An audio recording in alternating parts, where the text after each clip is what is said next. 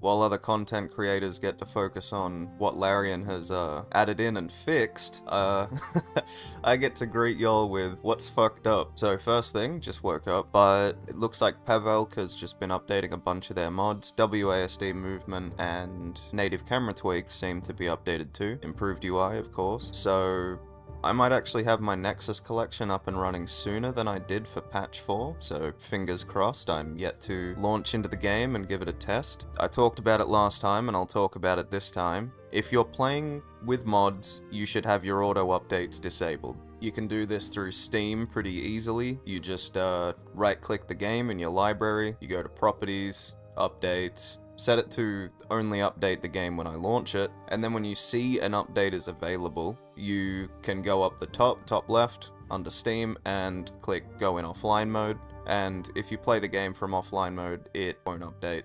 Anyway, what's going on with this channel? I've got a video installation and troubleshooting guide coming out for my collection. I've been sinking a whole lot of time into having all the information as good as it can be for that, just improving the collection constantly, really trying to aim for that more old school CRPG feel, nice and difficult and rewarding, but it seems that Larian's also onto that, so we'll have to see how the difficulty mods going forward interact with honor mode and the custom difficulty. There'll be more mod showcase videos, of course, and once my collection is stable on patch 5, I'm going to start streaming me doing a playthrough on it. So if you don't want to commit to downloading 350 something mods before you really get to see it in action, you should tune into those streams. I don't have a schedule for it, but I'll post one here soon. Epilogue, an entirely new section at the end of the game after the defeat of the Netherbrain, that aims to provide a well-deserved sense of closure with your allies. 2 new play modes, Honor Mode and Custom Mode. Many performance improvements, we'll get to that. PS5. Who cares? Players playing on machines with low VRAM RAM, yeah, we'll get to that. While at camp, you can now access and manage the inventories of companions who aren't in your active party. Now, the mod Bag of Campers inventories that I previously covered on the channel was taken down off Nexus. I don't know if there was ever an uninstaller release for it, and it's 100% baked into the save games. I was looking at using that camp event notification mod. It has some uninstall guide that you can do through script extender or whatever. I was gonna try and like reverse engineer those instructions to see if I can get rid of Bag of Campers inventories. I don't know if it's destructive yet.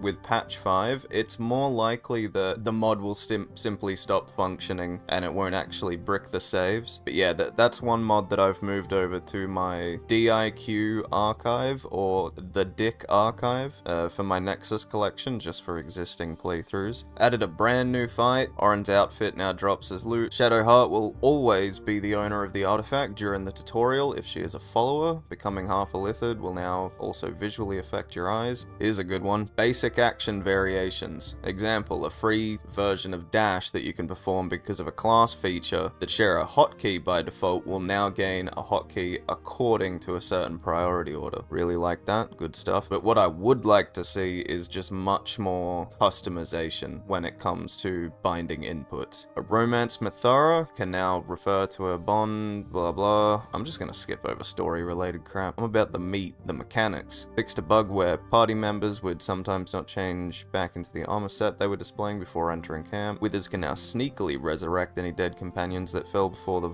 final battle so they can join the ending cinematics. Well, yeah, that's good. Improve the physics of characters and walls to prevent NPCs being able to shoot through ceilings inside houses. Round of applause. The loading screen art now unlocks gradually as you progress through the game. Fix the puzzle in Cazador's palace. Wild shapes that do not have weapons will now benefit from having the Tavern Brawler feat.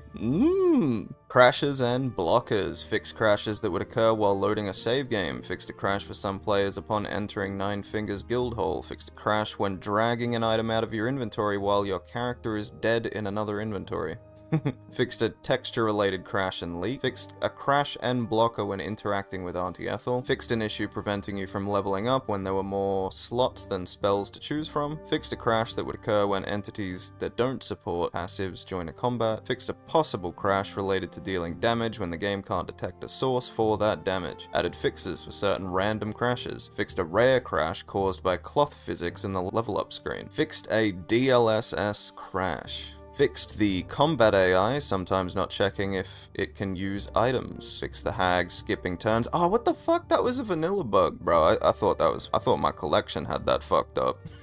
In tactician mode, the hag can no longer be killed by being shoved into chasms. Alright, cool. I like changes like that, you know, remove the cheesy ways of beating bosses. All for it. Fixed assassin's alacrity. Assassins get their action back on the first turn of combat. Fixed summon duration, starting to tick down too soon while summoned in combat. Attacks against a paralyzed or unconscious target no longer automatically hit, but any hits that do land critical damage. Yep, beautiful.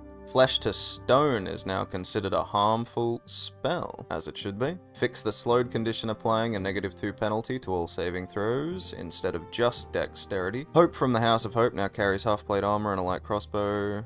Yeah, whatever. Battlemaster maneuvers now correctly add your proficiency bonus to the DC. I didn't know that was an issue. Yeah, that's a big deal. Half-Orc Savage Attacks passive now also applies to offhand weapons. Gave Primal Stampede a saving throw to save against being prone. Casting Blade Barrier while under the effects of Sanctuary will cause Sanctuary to end. All gathered allies that can be summoned for the final battle will have their resources restored. No such thing as a free lunch. Consuming the Noble Stalk Mushroom during combat now costs an action.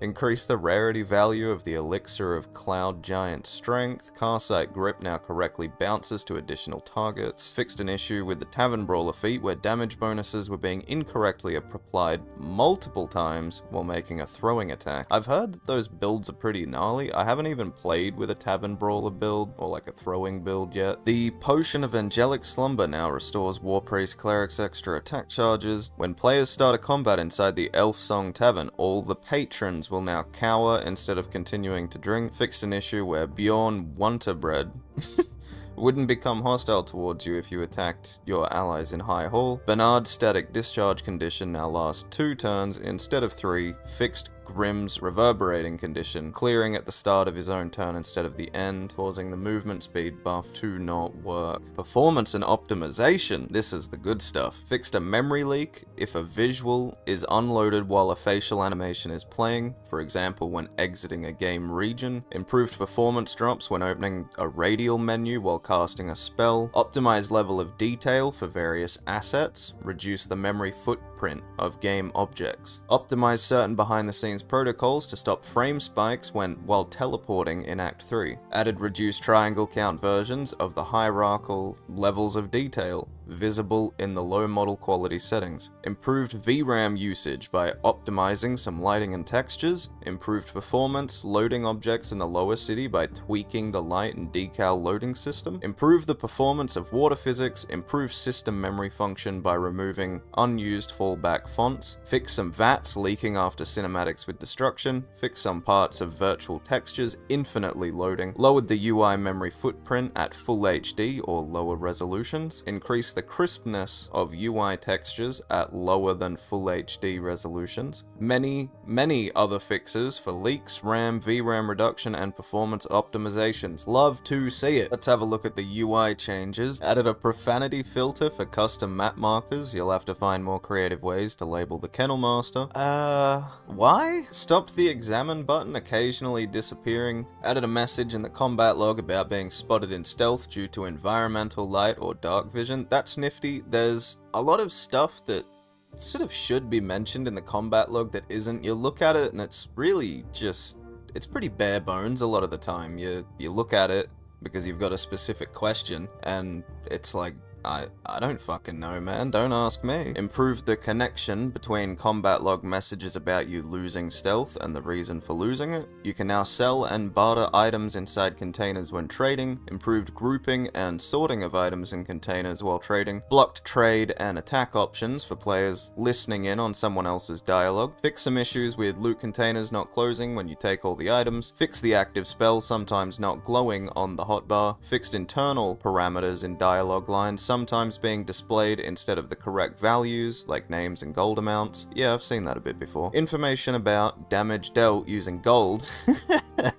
is now displayed in a condensed form in the combat log. The combat log will now display the relevant weapon name when applying a weapon damage bonus. Pressing extract on an alchemical ingredient in the inventory now correctly opens the alchemy menu. Wither's wardrobe of wayward friends now has a map icon. Fix broken mouse over text warning you that you can't use sneak attacks again until your next turn. Improve cycling between targets. Splitting a green die stack in the traveler's chest at camp will no longer change the die's rarity from uncommon to rare. Interesting. That's about all I wanted to go over patch note wise anyway. If you really want to dig into it, you can. I don't recommend it unless you've already finished the game, because they're kind of throwing around spoilers a little bit more willy-nilly now. The game has been out for a few months, right? Anyway, thanks for watching, and hopefully you haven't completely bricked your games. I will put below, once I find an article for it, how to revert from patch 5 to hotfix 11 for those of you who have accidentally, or